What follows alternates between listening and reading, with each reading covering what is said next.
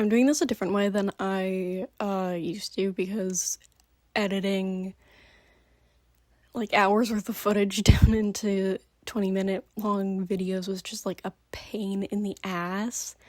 And I mean, no one wants to do that, but I figured if I do this in short clips and I edit the short clips and then I eventually will have the full video done once I've filmed the last clip, that is just much easier of a process. This is also the first time I'm filming with this camera, so if anything looks weird, that is why. So the first book that I've completed for the hardest reading challenge you'll ever do, the first book I read in the month of July, is Gay Bar, Why We Went Out by Jeremy Atherton Lynn. This is nonfiction. It is a mix of history as well as memoir. It is both a recount of the author's experiences going to gay bars in California as well as in England, specifically in the cities of San Francisco and London predominantly. I think there's a couple bars in LA, but I think for the majority this takes place in San Francisco and London, and it tells of his experiences in specific gay bars and how he met his partner and of their relationship, and it also goes into the history of gay bars, the gay bars that he's visiting, as well as gay bars just in general. I thought this was very good. I gave this 4 stars. I think the only thing that made this not a 5-star read for me was the chapter lengths, because they are so long, and this book is 300 pages-ish, so it just really felt like it was dragging on, so I had to deduct it points for that. But otherwise, this is a great book. I read this for the Shiritori prompt for hrcyed. This was the first book in that chain link. And then I also read it for the titular counting square. So this counts towards 6 words in the title. And I actually don't care if the subtitle doesn't count, because listen, it's on the cover, it's on the spine, and if you look at it on Storygraph, it is also there. I'm counting it as 6 words in the title anyways, because I don't care. So the next book that I finished is The Book Eaters by Sunny Dean. I gave this 4 stars. I got this book in one of those blind date with a book things that you can get, and this was very fun to read. I annotated it, which I have not annotated a book since my high school English classes, so that was fun. I forgot how much I enjoyed doing that. This was very fun to read. The magic system / like fantasy elements of this book are incredibly interesting. I thought it was very neat. This takes place over the span of maybe 2 or 3 days, which I think that's a thing that I like in books. It's like they both die at the end, how it's all within 24 hours. I think that's a really fun way to tell a story. I don't know if it's maybe the best way to be telling romance stories. There is a romance subplot in this. It does make it feel a little bit rushed, admittedly. But also it's queer, so I'm not going to complain about queer representation. I've been in a bit of a slump this month. It took me 10 days to get through the first 200 pages, and then I sat down and read the last 100 pages in like 3 hours. So the hrcyed prompts that I'm putting this towards are the Shiritori prompt and the bookception prompt, because obviously in a book called The Book Eaters, a lot of other books are going to be referenced, and this book references a lot of classic literature, and it specifically mentions Wuthering Heights, which I think I want to read for, obviously, the Bookception prompt, and then I also think I want to read it for the weather prompt, because I know that the cover has, like, or at least the Penguin Black Classic Edition, the cover has, like, some weather-looking stuff going on it, if that makes any sense. So I think I'm going to read that once I pull the Bookception prompt from my prompt jar. We'll see. So the next book that I've read is Stone Butch Blues by Leslie Feinberg. This book follows Jess, a butch lesbian, as she goes about her life, her young adulthood, and as she struggles with her own identity and how her identity affects the relationships that she has with other butch lesbians, as well as other femme lesbians, as well as her greater community. And it also deals with her medically transitioning and then subsequently detransitioning. This book is so good. Obviously, I gave it 5 stars. There's no way I would have given it anything less than that. I really am at a loss for words. This book is so beautiful. It tells such a devastating story. I really don't have anything to say about it. It's so good. I think there will never be a time where I'd tell people not to read this book. If I'm telling you you shouldn't read Stone Butch Blues, I think you should maybe call the police, because I might have been replaced with a clone. Everyone should read this book. Especially queer people, especially people who know queer people, but this book is so important, I think, to our history. People are always citing this as being like a pillar of queer literature, especially queer classics, and especially lesbian classics and trans-masc classic stories. The story centers a butch lesbian who struggles with her own gender identity and is written by a butch lesbian who transitioned, who used neo-pronouns, who is maybe one of the greatest queer activists in history, or at least one of the most notorious ones. And I feel like that is not often discussed when we talk about Stone Butch Blues, but I think everyone should read this book.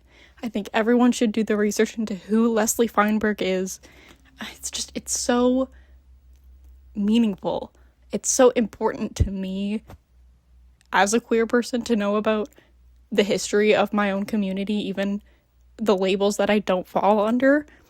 And I've been reading a lot of sapphic literature lately, and this is so far from anything else that I've ever read, ever in my entire life. And it's so good. God, I miss Leslie Feinberg. The prompts that I'm using this book for are the Shiritori prompt, which I keep almost calling the Shibari prompt, and that is a completely different thing, so I need to stop almost doing that. And then I'm also using it for, I'm blanking on what the prompt is called, but I'm using it for the color prompt, because it has blue in the title. Read this book! Read this book! I beg you, read this book. That's all. Okay, the next book that I've read is Super Adjacent by Crystal Sestari. This book is dual perspective. It follows Claire, who is a teenage girl who is fighting to get this internship at a superhero agency, and the other perspective is Bridget, a girl who is dating one of the superheroes. And the story follows these two girls as they have falling ins and falling outs with respective partners who are superheroes, and then as their partner and then former partner get kidnapped, they kind of come together to help figure out what has gone wrong. I gave this book 2 stars. Listen, this is a YA romance. I never have my hopes particularly high with YA romances, but this was like, the pacing in this is so odd. The timeline of the 2 relationships is so weird. I didn't really like that. I also did not really like the way that the white woman who wrote this book talks about her non-white characters. I think if I read one more food descriptor, like food being used as a descriptor for the color of someone's hair or skin one more time, specifically with the non-white characters, because it was only happening with the non-white characters, I was gonna DNF this. The prompts that I'm putting this towards are the Sherry Tory prompt and the titular counting prompt. The next book that I've read is The Disasters by M.K. England. This is YA sci-fi. It follows a group of young adults who have recently been expelled from space school, basically, and on their shuttle back to Earth, a terrorist attack occurs within the academy, and then they are wrongfully accused of being the perpetrators. I thought this was all right.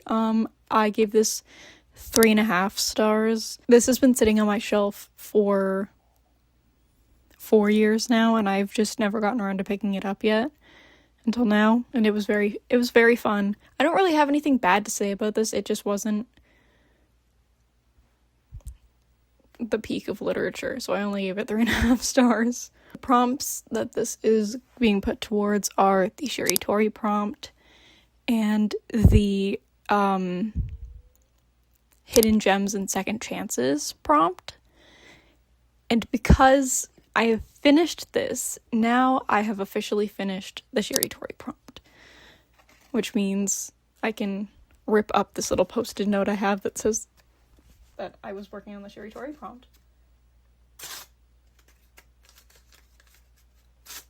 I didn't mention it yet, so I will mention it now, but the way that I'm going about picking the prompts that I'm focused on for hrcyed is I have my skull-shaped chalice that has all these orange post-it notes inside of it, and on every post-it note is a different prompt. And at the beginning of July, I pulled 2 prompts, and those were the Sherry Tory prompt and then also the titular counting prompt. So that is going to be my next area of focus for this challenge, but I like to have a second one as a kind of backup in case I either finish the first prompt before the end of the month, or just so that I can like easily bang out another prompt while I'm working on whatever prompt it is I'm focused on right now, which is currently the titular counting prompt because I finished the Sherry Tory prompt. So now we get to draw a second prompt that I'm going to be focusing on in the background. Okay, you guys get to see it first.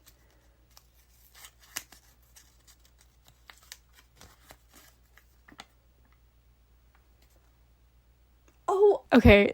So I pulled the bookception prompt, which means that once I'm finished with the titular counting prompt, the next one I read is going to be Wuthering Heights, and because I only need one more book for this prompt, I'm gonna pull one more just so that I like, because I mean I'm going to be like, I have to read, you only need 2 books for the bookception prompt, and I've already read one of them, so I might as well figure out what the next big one I'm gonna focus on is gonna be.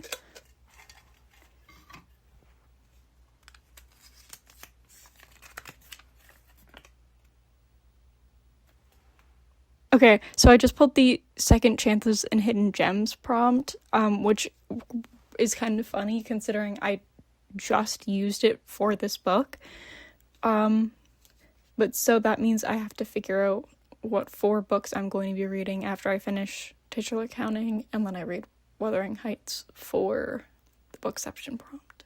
Okay, I have multiple books to talk about this time because I finished 3 books within the span of like 2 days, and I haven't had time to film. The first one is Consumed by David Cronenberg. It follows a couple where the man in the relationship is investigating into this man who has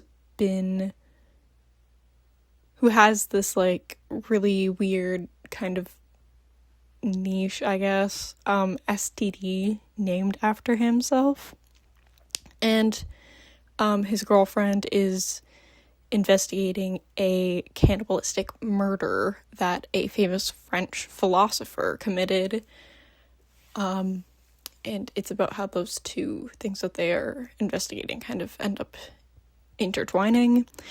This book is so good. I give it 5 stars. David Cronenberg, the author, is, in case you've been living under a rock, an incredibly famous director, my personal favorite director, director of my all-time favorite movie, Crash. This book is so good. I had very high hopes for it, and those hopes were met. As for the prompts this is being put towards, it is being put towards the titular counting prompt, as well as the choose your party prompt. And the party class that this is being put towards for that is cleric. Then the second book that I read within the past 72 hours is Billy Ray Belcourt's A Minor Chorus. I talked about this in my last video, I think. I had read A Brief History of My Body, which is a non-fiction memoir that Belcourt wrote, I think, before this. So this was my first time reading his fiction. And again, I give this 5 stars. This was so good. Oh my god, his prose is so beautiful. I wish this book was longer. That is my only complaint, is that this book should have been longer. Because I could have read about this main character, for years. This book could have been 12,000 pages long, and I would have read every single word. We follow a nameless protagonist who has decided he's going to take a break from his PhD to go back to the res that he grew up on to write a story about grief and about the people there. God, it's just so good. Like, I really am at a loss for words. It's so good. The prompts that this is being put towards are titular counting and the biomes, because not only does the cover depict the prairies, but this also takes place in the prairies. And then the last book that I read in the month of July is not being counted towards the hrcyed prompts because it was an audiobook, and I decided that I don't want to count audiobooks for hrcyed. But I listened to the audiobook for Sharp Objects by Gillian Flynn, and I give that 3.5 stars. We follow a woman who is investigating a murder in her hometown, who kind of has like a rough relationship with her mother and a very odd relationship with her half-sister. I thought this was okay. I kind of guessed the plot twist like halfway through the book. I think my issue that I always have with audiobooks is that I feel like I would enjoy them more if I just read the actual book instead of listening to the audiobook, because those are 2 very different experiences. Yeah, I think I definitely would have enjoyed this more if I had like read the book instead of listening to the audiobook. But I am going to be watching the series they made based off of this, like, within the next few days. I feel like my voice sounds weird. Does my voice sound weird in this clip? If my voice sounds weird in this clip, I need you all to know it's because I woke up like 10 minutes ago. That is everything that I read in the month of July and all of the books that I read specifically for our kid. I hope you liked this video. If you did, do all the YouTube stuff, like, comment, subscribe. Tell me about a book that you want to read in the month of August. The first book that I am reading in the month of August, which is probably how an upcoming upload of mine is going to start, is If We Were Villains by M.L. Rio. Also, I just like yesterday got new bookshelves. So I might do a bookshelf tour once those are all set up and organized. So be on the lookout for that. Yeah, that's all I gotta say. Bye-bye.